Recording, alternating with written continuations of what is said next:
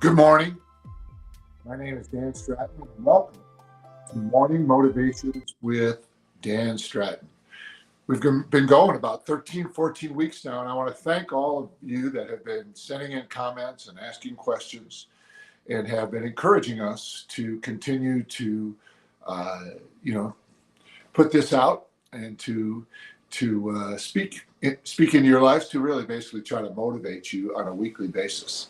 So today we're going to talk about purposed acts of kindness. We're going to talk about the power of it and the thought process of it. So I want to just say to you this morning, good morning, and get your mind on being generous today. Get your mind on being thankful today. Get your mind on being kind today. We're going to talk about the difference between random acts of kindness and purpose acts of kindness, and the power of living a life where you do things on purpose, where you are proactive and not reactive.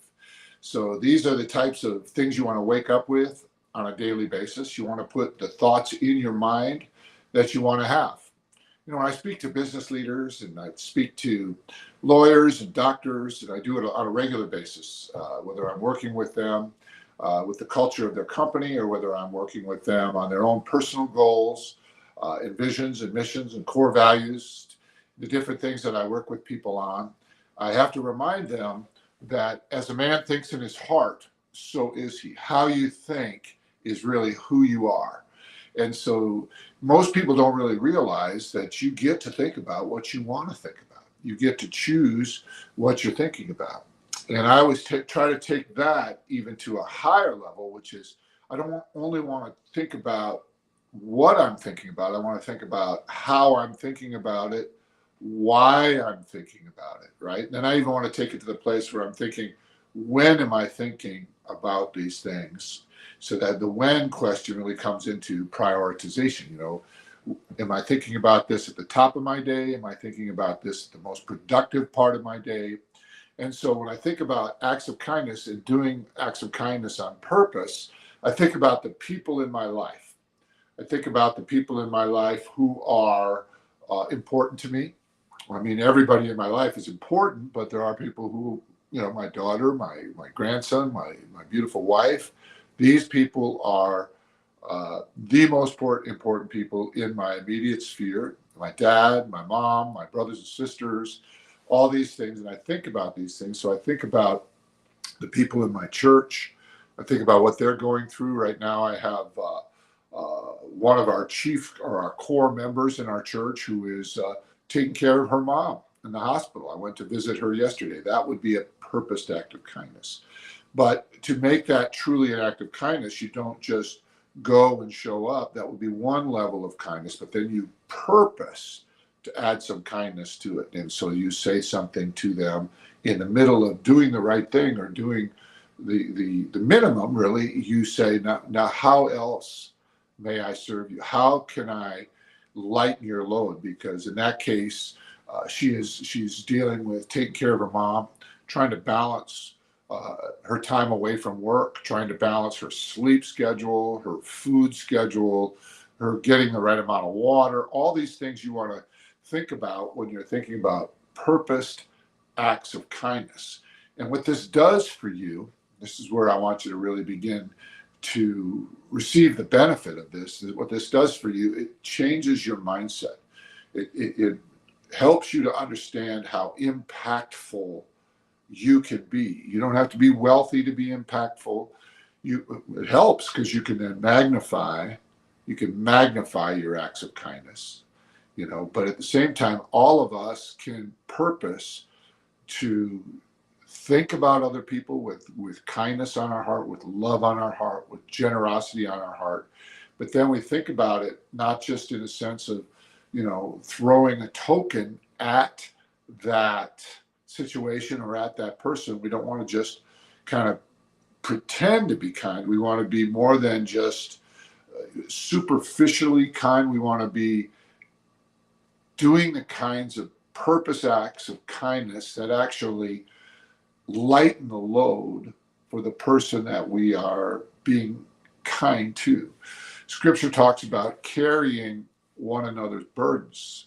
So when we look at someone, a lot of times what we have a tendency to do, and we look at people with a with kind of a jaundiced eye, with a critical eye, with a skeptical eye, and we find fault. But I want you to start seeing people through the lens of acts of kindness, purposed acts of kindness, where you actually are thinking, what is their burden? What is their heaviness? What could I help to lift? And how can I help to truly lift that on their behalf? And so this becomes a mindset, a kindness mindset, a thankful mindset, a generous mindset, which the more you discipline yourself to do it, the bigger that muscle in you becomes, the kindness muscle. None of these things get powerful until you start to purposely work them. When I used to work out, and I had a trainer in my early days playing ball in college, I would do the exercises, whether it was a clean or a bench press or a squat. Those are the big exercises that we did, or I would work my forearms or my neck. And my coaches would always say to me, okay, focus on that muscle. Put your, think about the muscle that you're training. Think about it. Purpose to feel the blood flow into that muscle. Feel as you would fatigue that muscle, feel the strength of it. Really actually put your mind in. Don't let your mind be somewhere else. Be somewhere else. And great trainers, they talk about, what are you thinking about? Whether you're singing, if you're singing, they would say to you, you work on the music. Don't think about the note. Think about your breath. Think about your posture. Focus on the flow of the sound, the beauty of the process, the beauty of the flow of that breath. Make sure that breath, and you would imagine it moving not just in your lungs or in your chest or in your throat or your mouth or even your face. You would be thinking of it all the way from the bottom of your feet. And you would be flowing, even though you and I both know the air doesn't flow from the bottom of your feet. But the idea is to make it bigger, to make it smoother, to make it calmer. So this is where you want to be thinking about the act of purposing anything, purposing your kindness. So when I wake up with these thoughts in my mind, like, what kind of things can I do today? Who in my life is having a lot of challenges, or who in my life is endeavoring to serve people on a large scale? One of the people in my life is a pastor in Cuba, and he is got a church in Santa Clara, but he also has a church in Placitas, a church in Camagüey, and churches throughout the nation. And his dream and his vision is to have a network of churches throughout the entire island, and to have pastors on payroll, on salary, so that we can not only have the gospel preached throughout the whole island of Cuba, which at one time, and even to this day, is discouraged by the government, but also to have a food distribution system in place. And we have that now in the smaller network, but we're envisioning a larger network. We're envisioning 100 pastors on payroll on a monthly basis, making more than a doctor makes in that nation, so that they not only have money that sustains their life and their family's life, but they have overflow money that they can distribute to other people in their congregation, so they can use some of that money to purchase food or fuel or whatever it is that they have an immediate need for. So the viewpoint, the perspective, the proactiveness of this mindset begins to look for people who are kind, people who are generous, people who serve others, and then you begin to magnify your giving, your kindness, your generosity, and you start to learn, Yes, I can be kind to this person who may be a drug addict or who may struggle with an addiction of some kind, but more than likely, they're not going to immediately pay that forward. And that's okay to do. It's powerful to do. You may change a life that way, and that's really wonderful. But you're not going to change a life that way with a one-time $20, gift, or a one-time, hey, how you doing? Let me encourage you. Let me give you a hug.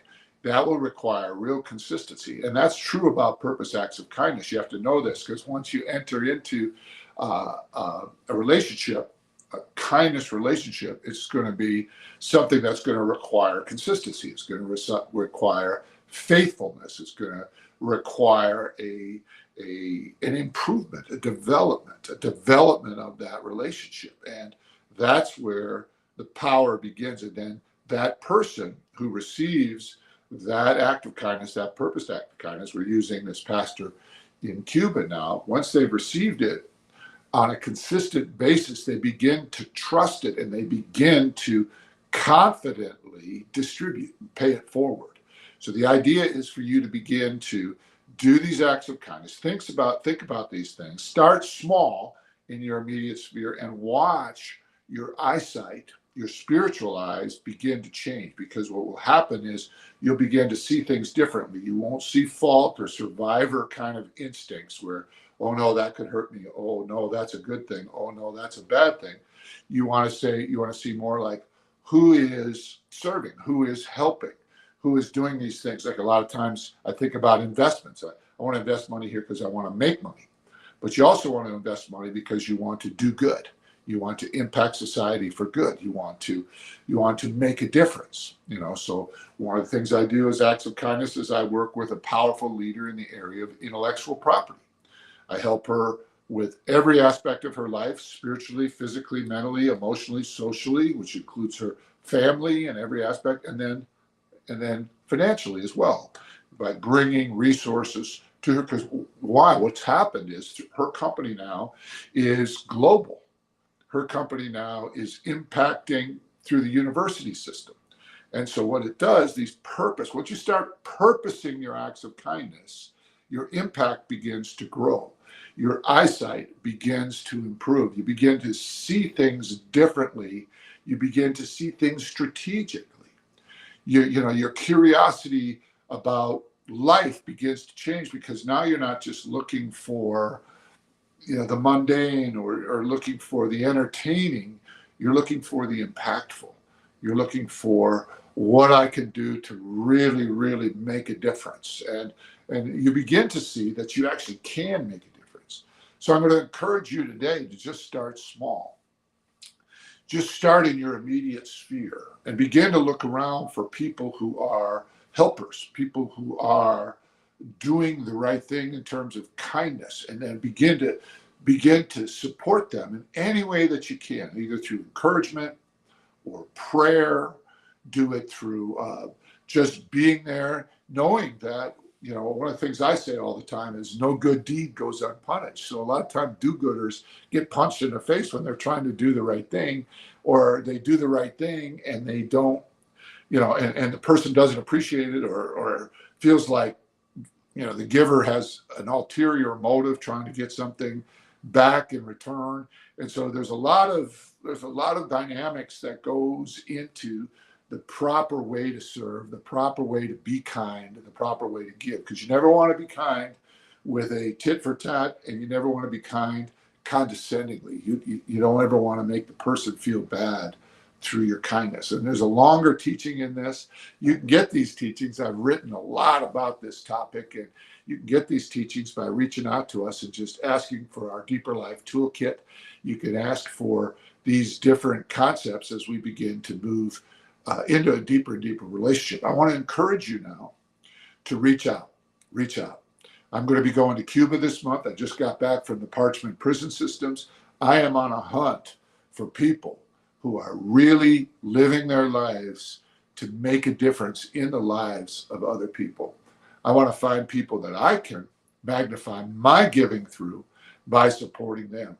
So I find that I've got some great people in our prayer groups at church. I've got great people who are traveling to Trinidad, who are walking the streets of Riverdale, who are doing just amazing things. And every time I see them, I think to myself, how may I serve them? How may I magnify my dollar? How may I magnify my love? How may I magnify my kindness? And I want you to feel what that feels like, because it opens your eyes. It really does. It opens your ears. And it cleans your mind from guilt or shame or condemnation. It cleans your mind from judging other people and blame.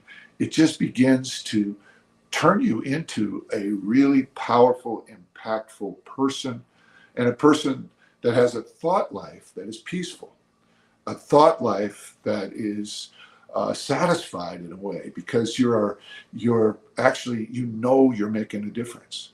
So thanks for tuning in to Morning Motivations with Dan Stratton. This is a topic that I love. This is a topic that I could talk about for another 45 minutes at least, but I'm going to tune out for now. Maybe I'll hit it again next week. Please comment back. Please let us know you're out there. Let us know what's going on. We have a great program. You can get involved in this. Join the company of purposed acts of kindness. Join the company of those people who are doing things on purpose to be a blessing. Join the company of the blessed. Join the company of those that are at rest. I thank you for tuning in today. Dan Stratton, Morning Motivations.